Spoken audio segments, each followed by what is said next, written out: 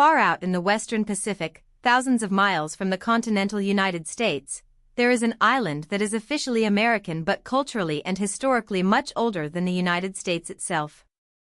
Guam is an organized, unincorporated territory of the U.S., meaning it has a local government and a defined relationship with Washington, but it is not a state. It is also the westernmost point and territory of the United States, when reckoned from the geographic center of the country. Because Guam sits close to the international date line, it has embraced the phrase, "where America's day begins." When the sun rises over Guam, it is still yesterday across much of the American mainland. That simple time zone fact hints at Guam's larger story, a place geographically rooted in Oceania, politically tied to the United States, and historically shaped by waves of indigenous life, empire, war, and strategic power. Guam is part of Micronesia, a subregion of Oceania made up of many islands scattered across the western Pacific. More specifically, it is the largest and southernmost island in the Mariana Islands chain.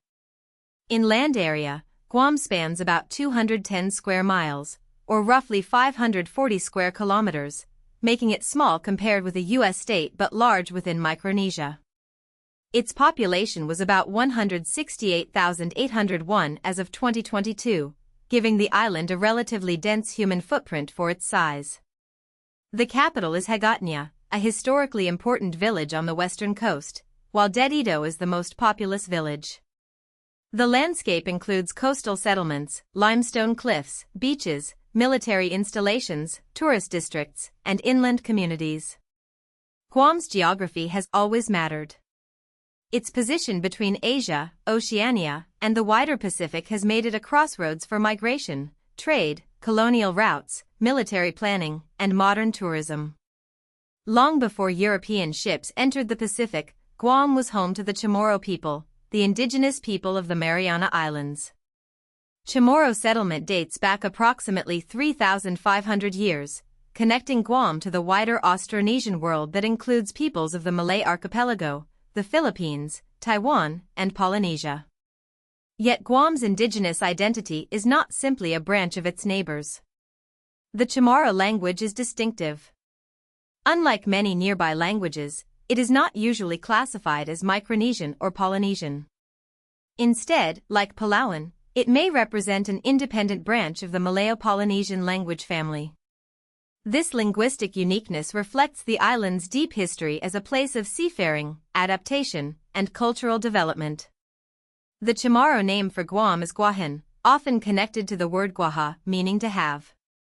Its English gloss, we have, captures an important idea: the island as a place that provides what is needed for life. The first recorded European visit to Guam came on March 6, 1521, when Portuguese explorer Ferdinand Magellan, sailing in the service of Spain, reached the island during his famous circumnavigation expedition. For Spain, Guam became part of a vast imperial network across the Pacific. Full Spanish colonization began in 1668, and over time Guam became an important stopover for the Manila galleons, the Spanish ships that connected the Americas and Asia through trade. These galleons moved silver, goods, people, and ideas across the ocean, and Guam offered a crucial place to resupply. But Spanish rule also brought enormous disruption to Chamorro society through missionization, disease, conflict, and colonial administration. Guam's location made it valuable to empire, but that value came at a cost to the indigenous population whose island was now pulled into global systems of religion, commerce, and power. The next major shift came in 1898 during the Spanish-American War, a conflict that transformed the map of American power. On June 21, 1898, the United States captured Guam from Spain. Under the Treaty of Paris, Spain formally ceded Guam to the United States, effective April 11, 1899. This transfer was part of a broader moment when the U.S. emerged as an overseas imperial power, acquiring or asserting control over places far from the mainland. Guam was now no longer a Spanish possession, but it was not on a path to immediate statehood either.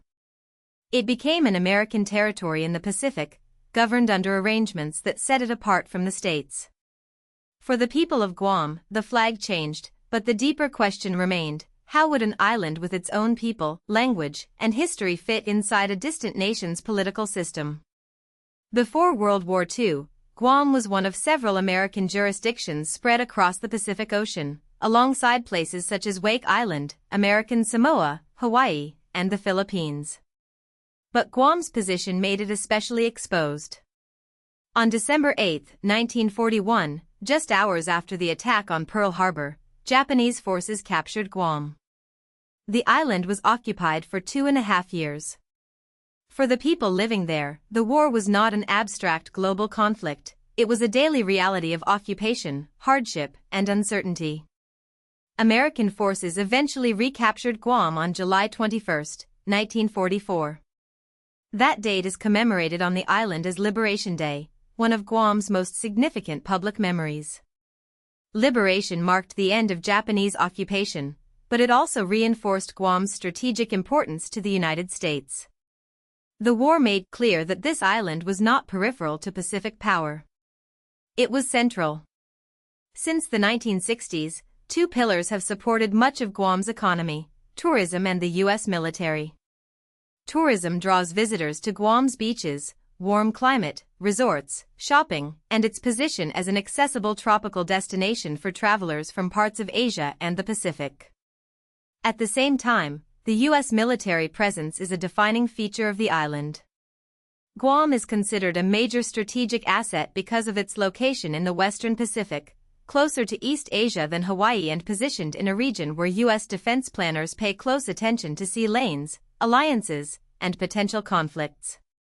Military bases bring jobs, infrastructure, and federal spending, but they also raise questions about land use, environmental impact, and political power. Guam's economy is therefore tied to forces that can bring opportunity while also making the island dependent on decisions made far away.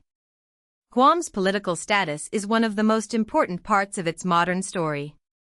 As an organized, unincorporated U.S. territory, Guam has a local government, but its residents do not have the same political position as residents of a state. They are connected to the United States, but Guam is not represented in the same way as California, Texas, or New York.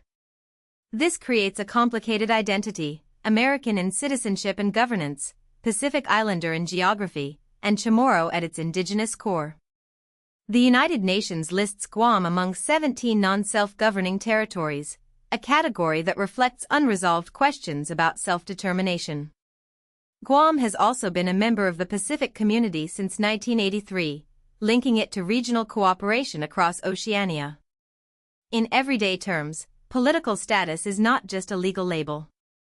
It affects voting rights, federal policy, economic planning, cultural protection, and how people imagine Guam's future. Public discussion about Guam's future has often included several possibilities, including continued territorial status, independence, free association, or statehood. According to public opinion polls referenced in the source material, there has been a strong preference for American statehood. That preference reflects practical and emotional factors: the desire for equal rights within the United States, greater representation, and a clearer place in the American political system. But statehood debates are never simple. Guam's population is small compared with existing states, its indigenous Chamorro identity carries unique historical claims, and the island's role as a military hub complicates any conversation about sovereignty. For some, statehood represents equality. For others, the first priority is decolonization and self-determination, meaning the people of Guam should choose their future through a process that fully recognizes the island's colonial past and indigenous presence.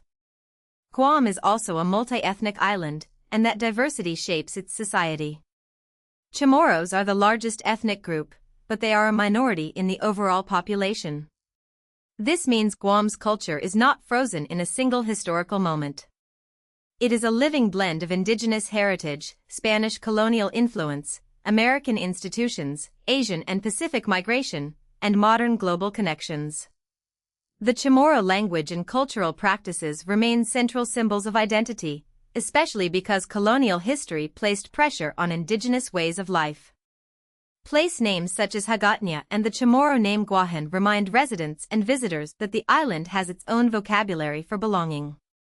Food, family networks, religious traditions, festivals, and commemorations all contribute to a local identity that cannot be reduced to American island or Pacific outpost.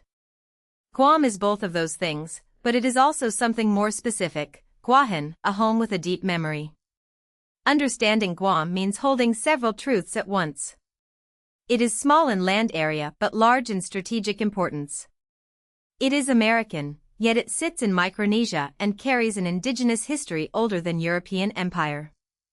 It is a tourist destination, a military hub, a Pacific community, and a territory still debating its political future. Its motto, "Where America's day begins," works because it is literally true. Guam greets the day before the rest of the United States. But it also works as a metaphor. Guam forces a bigger conversation about what America is beyond the mainland, who gets full political voice, and how islands shaped by colonial history navigate the modern world. To look at Guam is to see the Pacific not as empty space between continents, but as a region of peoples, histories, and decisions that continue to shape global politics. If you found this helpful, please like this video and subscribe for more explainers.